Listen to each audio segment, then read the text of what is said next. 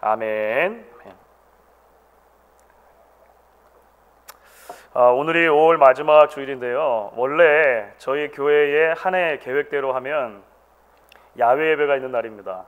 여러분 기억하시겠는지 모르겠습니다. 사실 오늘 야외 예배를 했었으면 참 좋음직한 날씨인 것 같습니다.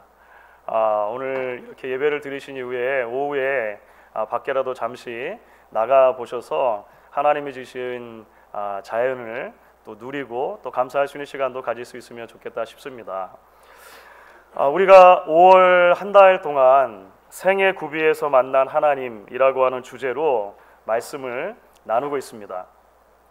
생애 구비는 삶이 잠시 멈추어진 시기입니다.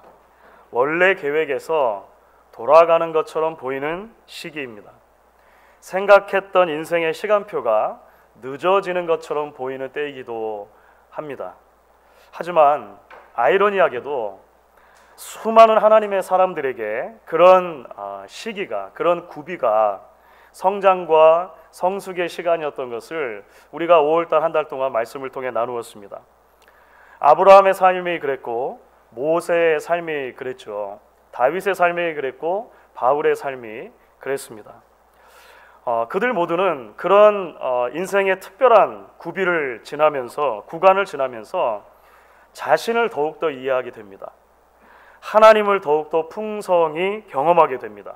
자신의 삶의 의미와 목적을 더 분명하게 붙들게 되는 것입니다. 이제 오늘은 우리가 생애 구비에서 만날 하나님 시리즈 마지막 시간인데요. 오늘 우리는 성경의 또 한 인물에 집중해서 함께 말씀을 나누어 보려고 합니다. 바로 예수님입니다. 예수님. 그런데 여러분, 우리가 생애 구비라고 하는 이 주제와 관련해서 오늘 우리가 함께 읽은 예수님의 삶의 한 도막은 또 다른 새로운 시각을 전해주는 것을 보게 됩니다.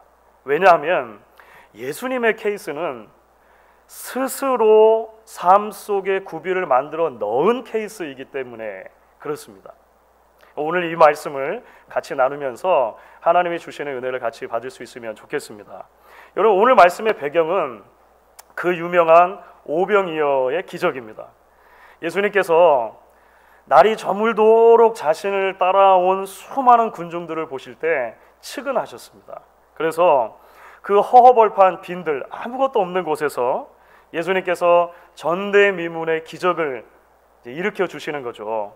어린아이가 가져온 물고기 2마리, 보릿빵 5개를 가지고 그 수많은 사람들을 먹여주시는 일입니다. 그러니까 기적이라고 하는 단어가 아니면 설명할 수 없는 일이 지금 여기서 일어난 것이죠. 그런데 이 기적 직후에 예수님이 보여주신 행동이 이제 오늘 말씀 가운데 나와 있는 건데요.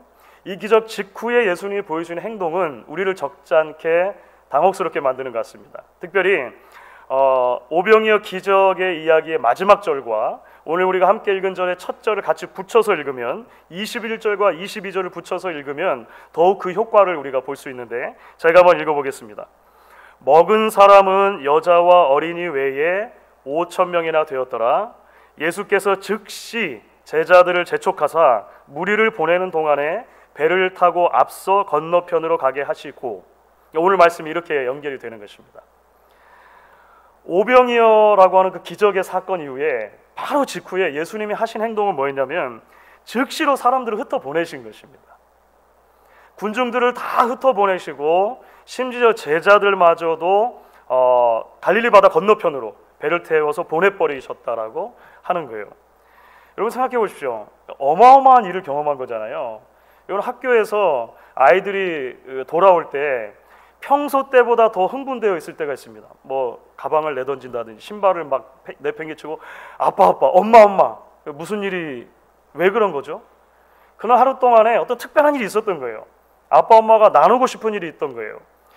오병이어라고 하는 기적을 경험했습니다. 저희야 어린 시절부터 들어왔으니까 별다를 게 없어 보이지만 여러분 5,000명이 넘는 남녀노소를 합치면 2만 명이 넘다라고 보통 생각하는 사람들이 그 조그마한 것을 가지고 다 나눠 먹고도 음식이 남았다는 거예요.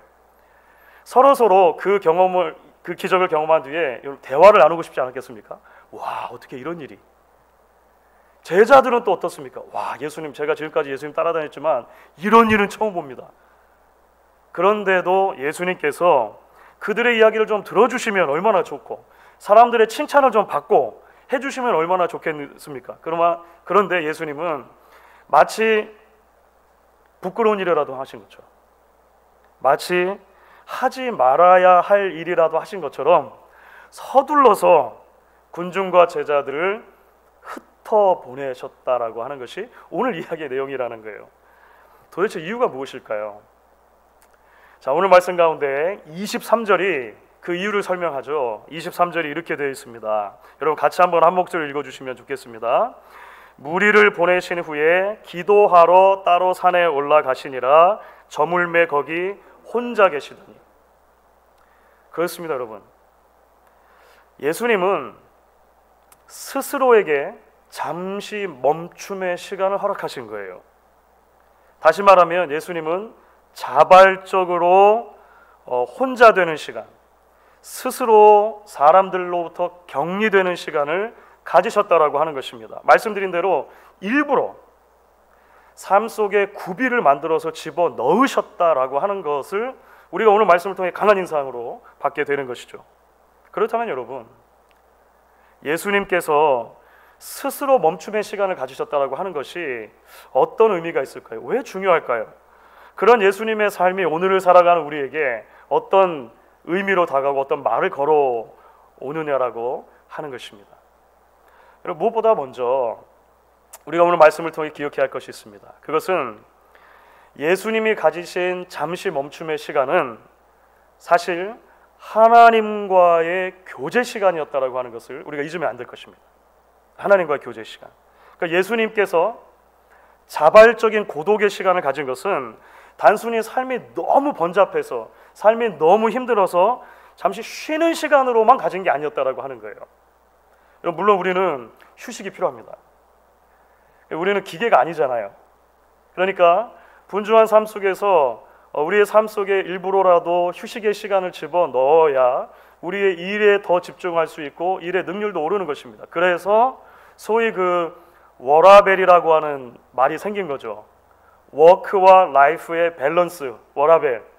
그러니까 일과 삶 사이의 밸런스를 맞추는 것이 현대사에 중요하다, 이렇게 사람들이 이야기를 해요.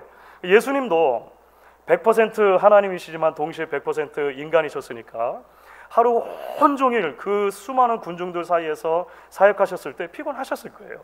예수님께도 쉼이 당연히 필요하셨을 것입니다. 그런데 우리가 여기서 기억할 게 있다는 것입니다. 오늘 말씀 속에 예수님께서 혼자만의 시간을 가지신 이유, 굳이 자신의 인생 가운데 구비를 만들어서 집어넣으신 이유, 그 첫 번째 원인은 워라벨 때문이 아니라는 것입니다. 워크 앤 라이프 밸런스 맞추기 위해서가 1차적인 이유는 아니었다는 거예요. 예수님께서 스스로 삶 속에 잠시 멈춤의 시간을 가지신 첫 번째 이유는 하나님 앞에 단독자로 서시기 위함이었습니다. 오늘 그 말씀이 사실 대단히 제일 중요한 것입니다. 비록 하루 종일 고된 사역으로 인해서 몸은 힘들지만 예수님은 하나님과 누리는 그 영혼의 교제를 놓치실 수 없었다는 거예요. 몇 주 전에, 2주 전인데요, 영상 메시지를 보내드리면서 예수님의 삶이 가포 눈눌의 삶이었다라고 말씀드린 적이 있어요. 이거 기억나십니까? 가포 눈눌, 이게 무슨 말이냐면 예수님의 삶은 구약 이사야 선지자의 예언처럼 가난한 자에게 복음을 전하고 포로된 자를 자유케 하고 눈먼 자를 다시 보게 하고 눌린 자를 자유케 하시는 것, 앞자리만 떼어가지고 가포 눈눌의 삶이었다 이야기할 수 있는 거죠. 그러니까 예수님의 생애를 보시면 끊임없이 죄인들에게로 다가가시는 삶이었습니다. 예수님의 삶의 그림들이 복음서에서 그려질 때 대단히 많은 챕터는 예수님을 더불어 삶을 사는 분으로 그리고 있어요. 더불어 삶. 그렇죠. 사실 오병이어의 기적 자체가 예수님의 그런 더불어 삶이라고 하는 그 특징이 빚어낸 것이죠. 예수님은 배고픈 군중들을 그냥 돌려보내실 수가 없는 거예요. 그게 첫 번째 이유입니다. 배고픈 군중들을 그냥 집으로 돌려보내실 수가 없었어요. 그래서 그 긍휼히 여기는 마음, 그 함께 하고자 하는 마음이 허허벌판 빈들을 갑자기 잔치자리로 만들어 버리신 것입니다. 물론 소박한 음식입니다만 그 소박한 음식이 넘치도록 만들어 주셨어요. 예수님도 분명히 같이 떡을 떼셨을 거예요. 예수님도 분명히 같이 고기를 드셨을 거예요. 더불어의 삶이 있으셨을 거란 말이죠. 그런데 우리가 잊지 말아야 할 것이 있다는 것입니다. 예수님께서는요, 예수님의 삶에는 이 더불어의 삶이 있기 전에 늘 홀로의 삶이 먼저 있었다는 것입니다.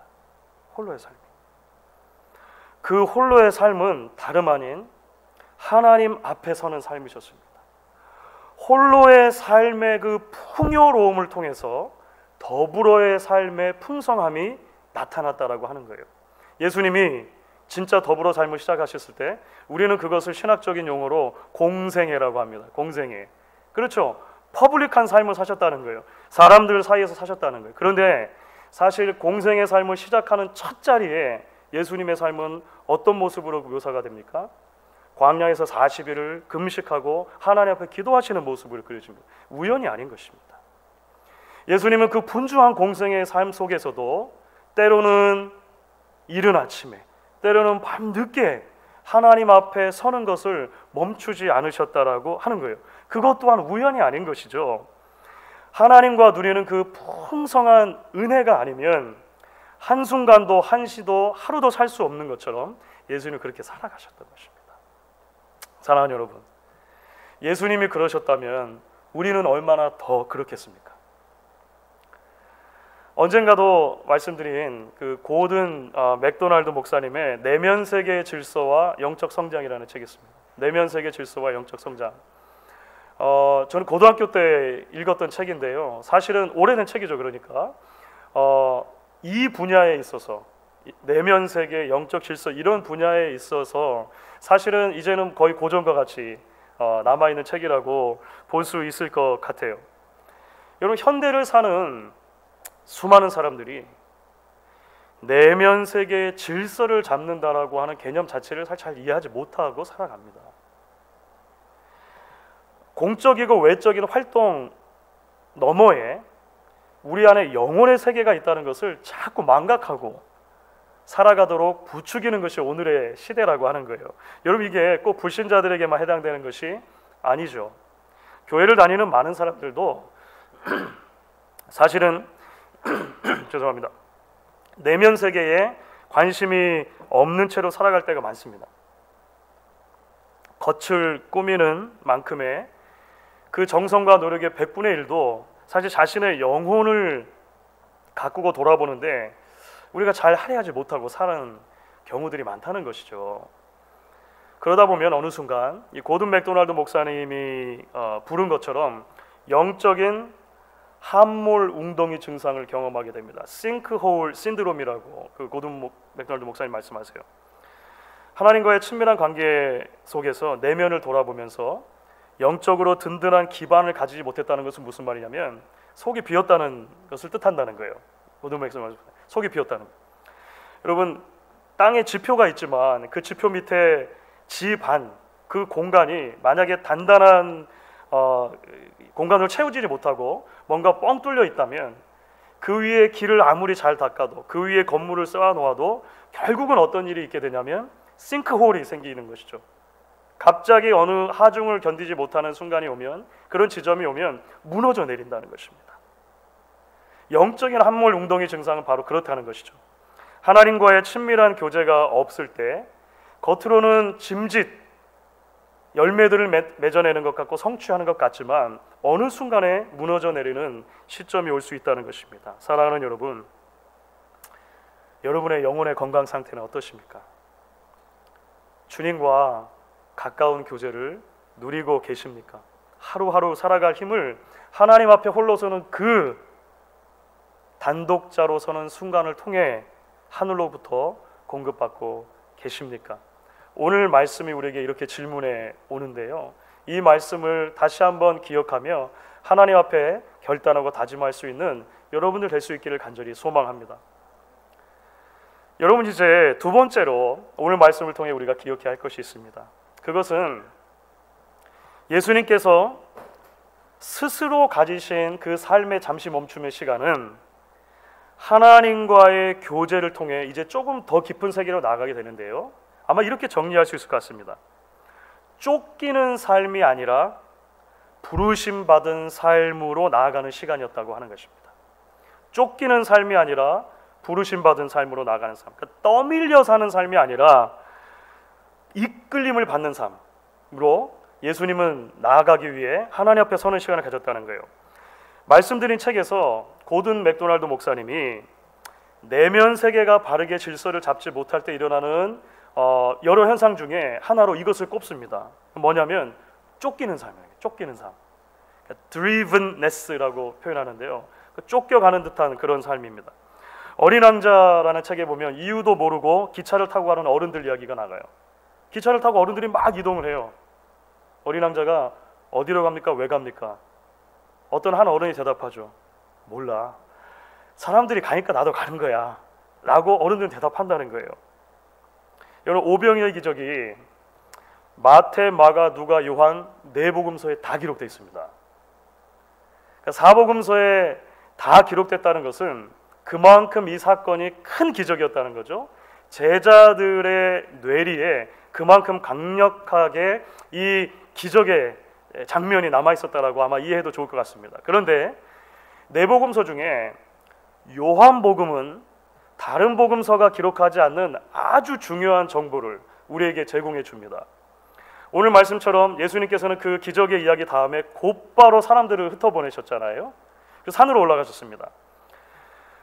기도하기 위해 올라가셨다라고 이제 다른 복음서들은 보통 설명을 하는데, 요한복음은 거기에다 하나의 정보를 덧붙이는 거예요. 조금 더 근본적인 이유, 조금 더 근본적으로 예수님은 왜 사람들을 피해서 산으로 가셨는가, 그것이 요한복음 6장 14절과 15절에 설명되어 있는데요, 제가 한번 읽어볼게요. 요한복음 6장 14절 15절입니다.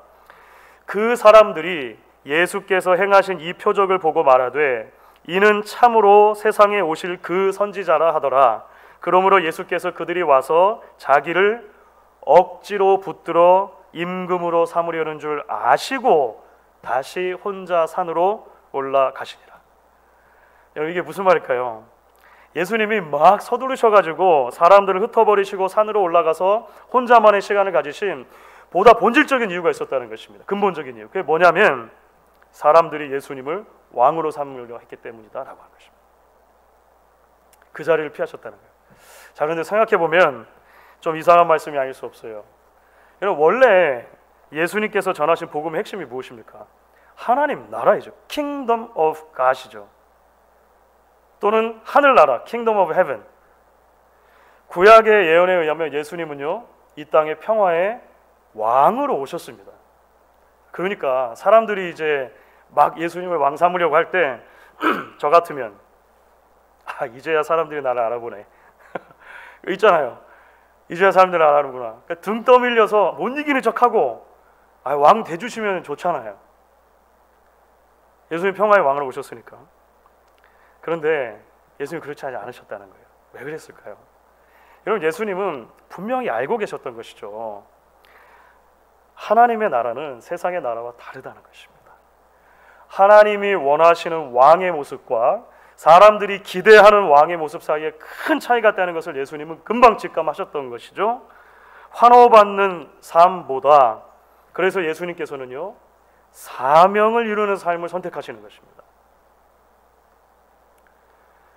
여러분, 왜냐하면 빵과 고기 때문에 열광하던 군중들은요, 환호하던 군중들은요, 사실은 그 빵과 고기가 없으면 금방 비난과 손가락질로 바뀔 수 있는 사람들이기 때문에 그렇습니다.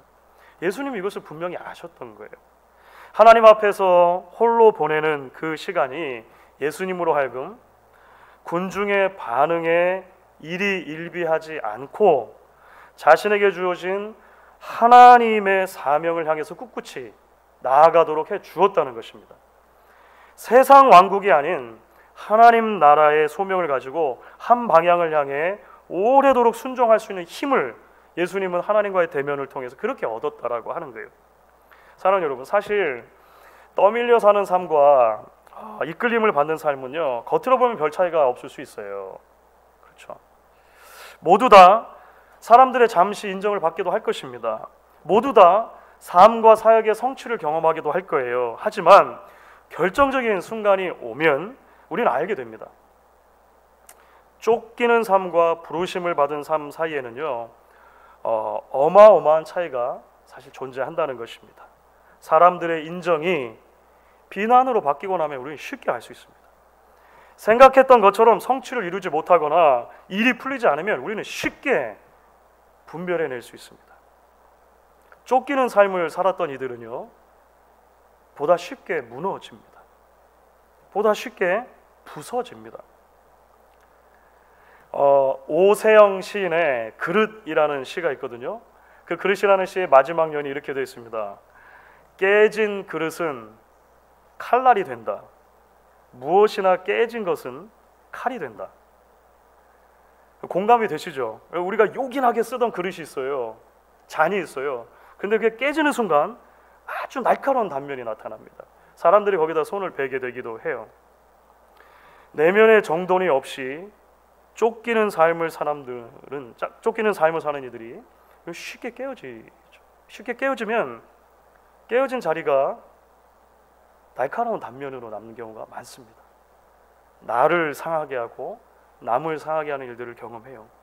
하지만 여러분, 소명을 따라 사는 삶은 다르다는 거예요.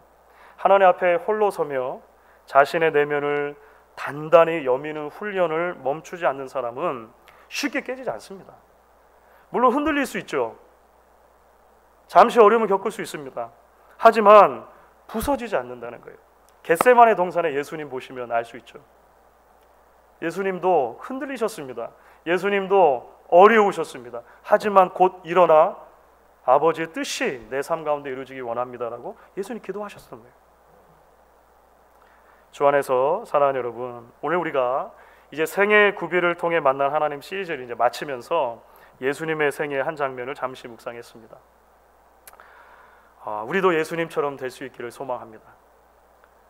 하나님 앞에 단독자로 홀로 서는 시간을 위해서 스스로의 삶의 구비를 만들어 넣는 결단이 우리에게도 있으면 좋겠습니다. 그렇게 하나님 앞에 서는 경건의 훈련이 우리의 내면을 단단하게 만들어서 부르신 소명을 따라 끝까지 순종하게 하는 놀라운 일이 있기를 간절히 축원하겠습니다.